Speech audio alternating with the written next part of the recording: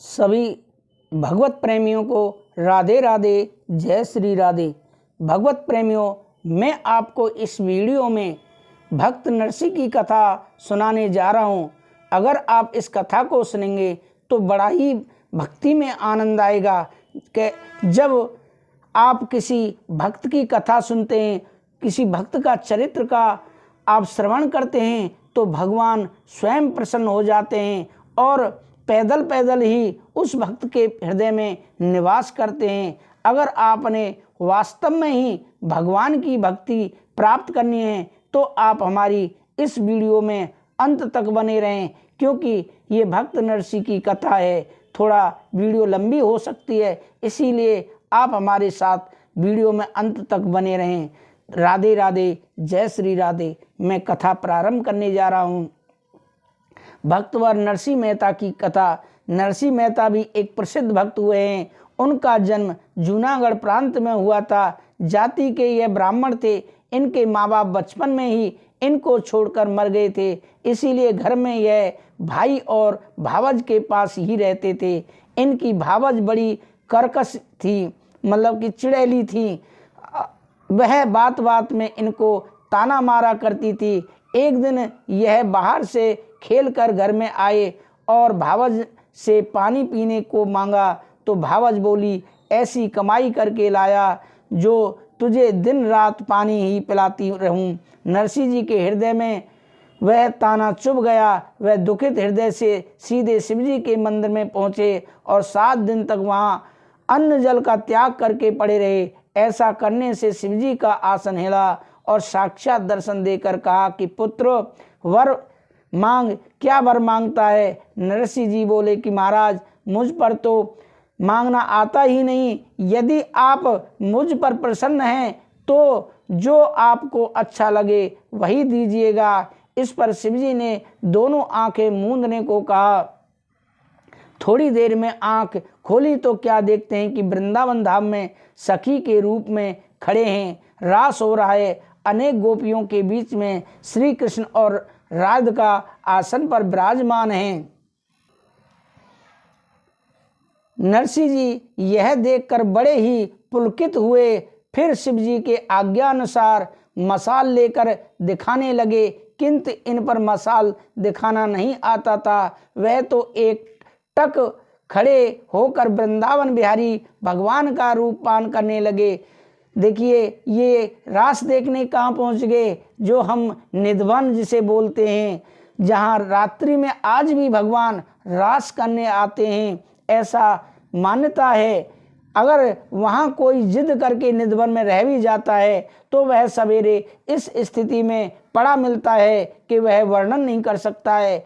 हमने सुना है कि जो पड़ोसी हैं उनकी जो खिड़कियां हैं वो भी दिन छिपते ही उन खिड़कियों को बंद कर लेते हैं। तो यह कहानी वही निधवन की है। वहीं भगवान श्री कृष्ण रास कर रहे थे तो वह तो एक टक खड़े होकर वृंदावन बिहारी भगवान का रूप पान करने लगे। तब श्री कृष्ण ने राधिका से कहा, यह आज कौन नई सखी आई है? राधिका जी बोली, हाँ, यह नई सखी शिव जी के साथ आई है। तो भगवान प्रसन्न होकर नरसिंह जी से बोले कि अब तुम जाओ, जो कुछ तुमने देखा उसी का ध्यान करते रहो। ऐसा करने से तुम जहाँ याद करोगे मैं वहीं आकर तुम्हें दर्शन दूंगा। आज्ञा अनुसार है अपने देश में वापस आ गए और एक अलग मकान लेकर उसी में भगवान की उपासना तथा साधु संतों की सेवा करने लगे। एक ब्राह्मण की पुत्री से इन्होंने विवाह कर लिया, जिससे एक पुत्र और 2 कन्या पैदा हुई, किंतु फिर भी यह सदा भगवान के भजन में लगे रहते। इनके जाति के लोग यह देखकर इनसे द्वेष करने लगे, किंतु जिस मनुष्य की भक्ति भयहारी भगवान सदा रक्षा करते हैं उसका कोई क्या बिगाड़ सकता है? जाको राखे साइया, मार सके ना को, बाल ना बांका कर सके, चाहे जग जग बैरी हो। जिसके ऊपर भगवान की कृपा होती है उसका कोई क्या बिगाड़ सकता है। एक समय कुछ साधु इनके घर पहुँचे। वह द्वारका जी जाना चाहते थे। उन दिनों नोटों का रिवाज नहीं था, रुपए ले जाने में डर लगता था, इस कारण किसी ऐसे साहूकार की तलाश में थे जिससे हुंडी लिखवा ले जाएं। लोगों ने दिल लगी करके साधुओं को नरसिंह जी के पास जाने को कहा। यह भी कहा कि यदि एक दो बार मना कर दे तो तुम उनके चरणों में पड़ जाना, तुम्हारा काम अवश्य हो जाएगा। साधु यह सुनकर नरसिंह जी के पास पहुंचे और 700 रुपये की थैली सामने रखकर अपनी इच्छा प्रकट की। नरसिंह जी तत्काल ही दुष्टों की दुष्टता समझकर बोले कि भाई, मेरे पास खाने को अन्न नहीं, तुम यह किसके बहकाने से मेरे पास आए हो। किंतु जब साधु किसी प्रकार नहीं माने तो नरसिंह जी ने एक हुंडी लिख दी और कहा कि इसको सामल शाह साहूकार से भुनाना। साधु हुंडी लेकर द्वारका जी पहुँचे और सारे नगर में सामल शाह साहूकार को तलाश करते फिरे, लेकिन इस नाम का कोई व्यक्ति उनको वहाँ नहीं मिला। लाचार होकर भूख प्यास से दुखी वे लोग नगर के बाहर आए और सोचा कि भोजन से निवृत्त होकर फिर तलाश करेंगे। इधर भक्त हितकारी भगवान ने सोचा कि यह हुंडी तो नरसिंह जी ने मेरे नाम लिखी है, अब देर करने से भक्त की साहूकारी में बट्टा लग जाएगा। ऐसा विचार कर एक मारवाड़ी पगड़ी सिर पर रखी, लंबी धोती पहन ली। किसने? मेरे गोविंद ने। भक्त के देखो, भक्त के बस में भगवान इतने हो जाते हैं कि जो है का अपनी वेशभूषा भी बदल लेते हैं, सब कुछ करने को तैयार होते हैं। शरीर में अंगरखा पहन लिया, कान में कलम खोस कर तथा वही हाथ में लेकर बिल्कुल साहूकार सा रूप बनाकर साधुओं के पास पहुंच आए मेरे गिरधारी लाल, और बोले कि भाई, तुम में से कौन व्यक्ति नरसिंह जी की हुंडी लाया है। साधु बड़े प्रसन्न होकर बोले, सेठ साहब, आपका तो तलाश करते करते हैरान हो गए, आपने बड़ी कृपा करी जो स्वयं ही आ गए। शाहजी बोले, भाई शर्माते क्यों हैं, मैं भी तुम्हें कई दिन से तलाश कर रहा हूँ, किंतु मेरा पता तुम्हें न लगने का कारण यह है कि जो भगवान के भक्त होते हैं मैं उन्हीं को जल्दी मिल पाता हूँ। खैर, तुम हुंडी लाए हो और रुपया संभाल लो। साधुओं ने हुंडी देकर रुपया संभाल लिया। शाहजी ने एक पत्र भी नरसिंह जी के नाम लिखकर दे दिया। हुंडी पहुंची और रुपयों का भुगतान कर दिया। अपना सेवक समझकर योग कार्य से सदैव सूचित करते रहिएगा। कुछ दिन बाद यात्रा कर चुकने पर वह साधु फिर नरसिंह जी के पास पहुँचे और सामल शाह की चिट्ठी उनको दे दी। नरसिंह जी ने पूछा, कहो सामल शाह से तुम्हारे रुपए मिल गए। साधु ने कहा, महाराज वे तो बड़े सज्जन पुरुष हैं। यह सुनकर नरसिंह जी ने चिट्ठी खोलकर बाँची और बड़े प्रसन्न हुए। फिर सोचा कि सामल शाह को वह रुपए किसी प्रकार भेजने चाहिए। ऐसा निश्चय करके वह सब रुपया नरसिंह जी ने साधु सेवा में खर्च कर लिया, क्योंकि सामल शाह के पास रुपया पहुंचाने का इससे अच्छा और कोई उपाय नहीं था। जब उन साधुओं ने यह सब हाल जाना तो वे भी भगवत भक्त हो गए। कुछ दिन उपरांत नरसिंह जी की बड़ी लड़की के पुत्र उत्पन्न हुआ और उन्होंने छोचक कुछ भी नहीं भेजा। तब लड़की की सास लड़की को तरह तरह के ताहना मारने लगती थी कि तुम्हारा बाप कुछ नहीं लाने वाला है। इस पर लड़की ने अपने पिता को सब बात लिख दी। तब नरसिंह जी एक टूटी सी बैलगाड़ी में बैठकर वहां पहुंचे। जब समाचार लड़की ने सुनाया तो बोली कि पिताजी, तुम्हारे पास छोचक देने को नहीं था तो न आते। इस टूटी बैलगाड़ी में बैठकर मुझे और भी क्यों लज्जित किया। तब नरसिंह जी ने कहा कि बेटी, तू किसी बात की चिंता मत कर, ईश्वर सब भली करेंगे। तू तो जिस सामान की छोचक में आवश्यकता हो उन सब की एक सूची अपनी सास से बनवा डाल, मैं वही सब लेकर आऊँगा। सास ने यह सब सुनकर क्रोधित होकर एक बड़ी सूची बनाकर दे दी। जब लड़की सूची लेकर आई तो नरसिंह जी ने कहा कि एक बार फिर पूछ कोई चीज रह तो ना गई। तब सास ने झुंझला कर उत्तर भेजा कि 2 पत्थर और भेज दें। फिर नरसिंह जी के ठहरने के लिए एक टूटा फूटा मकान बता दिया। स्नान करने के लिए जो पानी आया वह इतना गर्म था कि छुआ भी नहीं जाता था। ईश्वर की कृपा से उसी समय वर्षा हुई। उसी ठंडे जल से नरसिंह जी ने स्नान किया और मकान भी धोकर साफ हो गया। फिर मकान के द्वार पर पर्दा डालकर भगवान का स्मरण किया। इसी समय भगवान रुक्मिणी सहित सूची की सब सामग्री लेकर आए और समस्त नगर निवासियों को एक एक वस्त्र व आभूषण बांट दिया। इतना छोचक दिया कि उस समय तक वैसा छोचक किसी ने दिया ही नहीं। पीछे एक पत्थर चांदी का और एक सोने का भी भेज दिया। नरसिंह जी की बड़ाई सब नगर में होने लगी। फिर नरसिंह जी अपने घर चलने लगे, किंतु जिस समय सब नगर निवासियों को वस्त्राभूषण बांट रहे थे उसी समय एक स्त्री को देवयोग से कुछ नहीं मिला तो नरसिंह जी की पुत्री उसको वस्त्राभूषण देने लगी, किंतु उसने नहीं लिया और बोली जिसने सबको दिया उसी के हाथ से लूंगी। नरसिंह जी ने यह सुनकर फिर भगवान को याद किया और उसी स्त्री को सब सामान दिलवाया। नरसिंह जी की लड़की अपने पिता की भक्ति का ऐसा चमत्कार देखकर दंग रह गई और अपने पति पुत्र सबको त्याग कर पिता के संग ही चल दी और भगवान के भजन में तत्पर रहने लगी। इनकी दूसरी छोटी लड़की ने विवाह नहीं किया तो वह केवल भगवान की ही आराधना में रहती थी। नरसिंह जी की नगरी में 2 स्त्रियों की गाती फिरती थीं। उन्हें सुबह से शाम तक कुछ भी नहीं मिला। किसी ने इनको नरसिंह जी के पास भेज दिया। वह वहाँ जाकर नाचने लगी। नरसिंह जी बोले कि हम तो फकीर हैं, हमारे पास क्या रखा है, कहीं और जगह जाकर मांगो। लेकिन वह नहीं मानी तो नरसिंह जी बोले यहाँ तो भगवान की भक्ति है, अगर तुम चाहती हो तो सिर मुड़ाकर आ जाओ। और यह सुनकर दोनों स्त्रियों ने सिर मुड़ा डाला और भगवत मंडली में मिल गईं। सहालंगना में नरसिंह जी के एक मामा थे, वह वहाँ के राजा के मंत्री थे। उनको नरसिंह जी का यह आचरण बुरा लगता था। उन्होंने राजा को शिकायत करके कहा कि दंडी और साधुओं तथा ब्राह्मणों की एक सभा बुलाकर ऐसे मनुष्य को सबके सामने देश से निकाला देना चाहिए।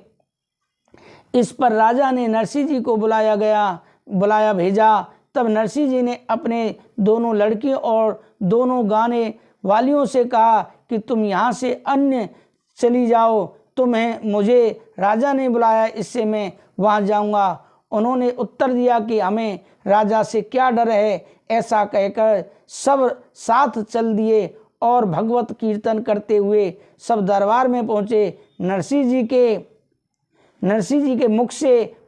के मुखमंडल से तेज को देखते हुए सब साधुओं के चेहरे फीके पड़ गए।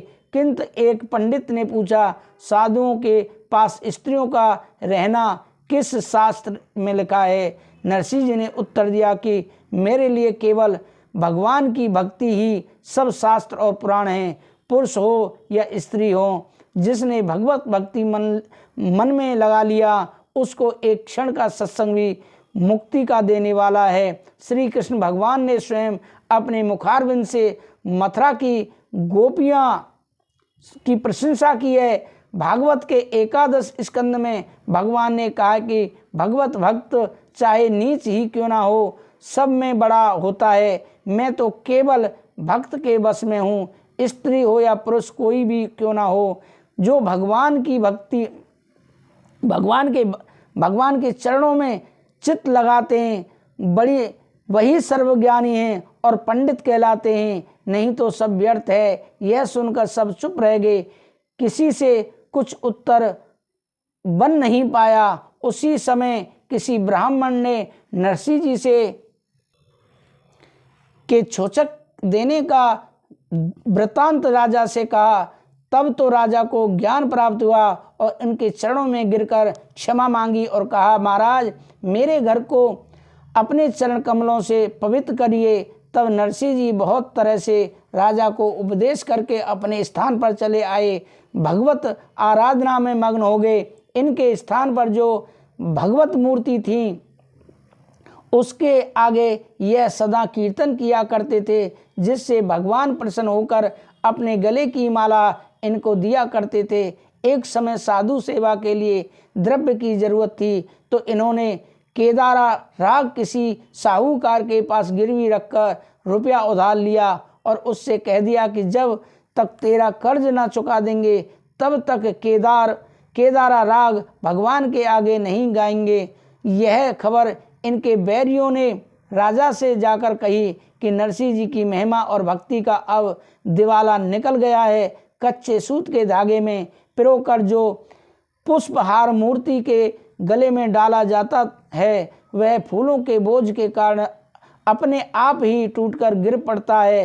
राजा ने यह सुनकर परीक्षा लेनी चाहिए। राजा की माता जो भगवत भक्त थी उसने राजा को बहुत समझाया, किंतु राजा ने नहीं माना और रेशम की एक मजबूत डोरी में माला बनवा कर श्री कृष्ण की मूर्ति के गले में डालकर नरसिंह जी से कहा कि आज हम भी देखेंगे कि भगवान आपके गले में माला किस प्रकार पहनाते हैं।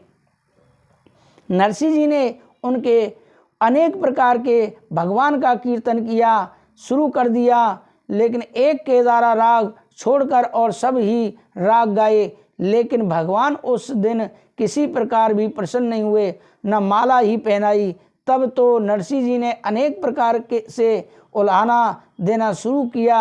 आखिर तो ग्वालियर ही जो इस माला के देने में इतनी कृपणता कर रहे हो, आपके सामने इतने राग गाए, किंतु केदारा राग के सिवाय आप अन्य किसी राग से प्रसन्न ही नहीं होते। भगवान विष्णु ही बड़े दाता हैं जो समस्त संसार की मनोकामना पूर्ण करते हैं। मेरे भाग्य में क्या आप ही लिखे थे जब एक माला ही आपने दे सके, और जो क्या आशा करूं मैं आपसे। पहले तो मनोहर छटा दिखाकर बस में कर लेते हो, फिर इस प्रकार अंगूठा दिखाते हो। मेरी तो इसमें विशेष हानि नहीं, किंतु इसमें तो आपको ही कलंक लग जाएगा। नरसिंह जी के ऐसे व्यंग वचन सुनकर भगवान बड़े लज्जित हुए और तुरंत ही नरसिंह जी का रूप धारण कर और रुपए की थैली लेकर उस साहूकार के घर केदारा राग को छुड़ाने पहुंचे। साहूकार उस समय नींद में मस्त था। उसने कह दिया कि मेरी स्त्री को रुपया देकर अपना कागज ले जाओ। तब नरसिंह जी के रूप में भगवान ने स्त्री को कुल रुपया सौंपकर कागज वापस ले लिया। सेठ जी की स्त्री ने किसी समय भगवान के दर्शन कराने के लिए नरसिंह जी से प्रार्थना की थी, और नरसिंह जी ने भी वायदा कर लिया था कि नरसिंह जी से प्रार्थना की थी कि मैं आपको भगवान से मिलाऊं। इस प्रकार भगवान ने भक्त की दोनों तरह लाज रख ली। कागज लेकर भगवान ने गुप्त रूप से नरसिंह जी की गोद में पटक दिया, जिसे देखकर नरसिंह जी बड़े प्रसन्न हुए। फिर तो उस दिन केदारा राग इतने प्रेम और सुर से गाया गया, और दिन तो भगवान के गले में माला उतर ही जाती थी, किंतु उस दिन स्वयं भगवान ने वह माला नरसिंह जी के गले में डाल दी। चारों तरफ से धन्य है की आवाज गूंजने लगी। दुष्टों के सिर लज्जा से नीचे झुक गए। राजा ने शर्मा कर नरसिंह जी के चरणों में सिर रख दिया। उस दिन से जिन लोगों को भगवान की भक्ति में विश्वास नहीं था, वह भी शुद्ध हृदय में भगवान के भक्त बन गए। एक बार किसी धनवान ब्राह्मण का पुरोहित उसकी कन्या के लिए वर ढूंढता हुआ जूनागढ़ पहुंचा। जब कहीं सुयोग वर न मिला तो लोगों ने बहकाकर उसे नरसिंह जी का लड़का बता दिया। वह यह सुनकर नरसिंह जी के पास पहुंचा। नरसिंह जी ने बहुत कहा कि भाई, मैं तो निर्धन हूँ, मेरे पास क्या रखा है, लेकिन ब्राह्मण नहीं माना। उसने लड़के को तिलक चढ़ा दिया। लड़की वाले ने जब यह सुना कि बड़ा ही दुखित हुआ और बोला, यह तो बिल्कुल दरिद्री है, इसके यहाँ क्यों टीका चढ़ाया? यह संबंध मेरे मन का सा नहीं है। यह इस बात पर पुरोहित ने उसे समझा बुझाकर शांत किया। लड़की वाला भी लड़की के भाग्य को मुख्य समझकर चुप रहा। जब विवाह का समय आया तो उसने टीका भेज दिया, किंतु नरसिंह जी ने विवाह की कुछ भी तैयारी नहीं की। जब विवाह के केवल 4 दिन शेष रह गए तब भक्तों की लाज रखने वाले भगवान स्वयं रुक्मणी जी सहित आए और सब तैयारी करने लगे। तरह तरह के पकवान, मिठाई बनवाए और बड़ी भारी जेबनार की। इसके उपरांत हजारों आदमियों के संग धूमधाम से बड़ा बारात चली। स्वयं भगवान सब प्रबंध करते हुए संग चल रहे थे। इधर बेटी वालों ने तो समझ रखा था कि सिर्फ 5-7 आदमी ही बारात में आवेंगे, इसीलिए उसने कुछ भी विशेष प्रबंध नहीं किया। जब ऐसी धूमधाम का समाचार सुना तो पहले तो उसे विश्वास ही नहीं हुआ, किंतु जब अपने पुरोहित जी द्वारा ठीक खबर मंगवाई तब बड़ा घबराया और पुरोहित से पूछने लगा अब क्या करना चाहिए। पुरोहित जी बोले कि नरसिंह जी के पास चलना चाहिए, वे बड़े दयालु हैं, कोई ना कोई ऐसा उपाय अवश्य बताएंगे जिससे दोनों तरफ की लाज रहे। ऐसा विचार कर बेटी वाला पुरोहित जी को लेकर नरसिंह जी के पास पहुंचा। सब सच्चा हाल सुनाकर पैरों पर गिर पड़ा और बोला, महाराज अब तो लज्जा आपके ही हाथ में है। नरसिंह जी ने उसको भगवान का दर्शन करा दिया। बोले, तुम बेफिक्र रहो, दोनों तरफ की लाज इनके ही हाथ है। यह सुनकर बेटी वाला तो घर चला गया। उधर 5 दिन बारात ठहरी रही। बारातियों की खूब खातिरदारी होती रही, किंतु किसी ने यह भी नहीं जाना कि क्या हो रहा है। सत्य है, जिन पर भगवान की कृपा होती है वह दुख की सार क्या जाने। ऐसे भगवान जो नर नहीं भजते उसका अभागा इस संसार में और कौन होगा। इसके उपरांत विदा कराकर नरसिंह जी तो घर आए और भगवान द्वारका जी को चले गए। यह भक्तों नरसिंह जी की कथा रही। भक्तों, अगर आपको हमारी वीडियो अच्छी लगी है तो ज़रूर इसको शेयर करें। मैं विदा लेता हूँ। इसी तरह की अन्य कहानियाँ भी मैं आपको लाता रहूँगा यूट्यूब पर। आप हमारे साथ बने रहें और अभी तक आपने हमारा यूट्यूब चैनल श्री नारायण प्रसादम सब्सक्राइब नहीं किया है तो ज़रूर सब्सक्राइब करें। राधे राधे, जय श्री राधे।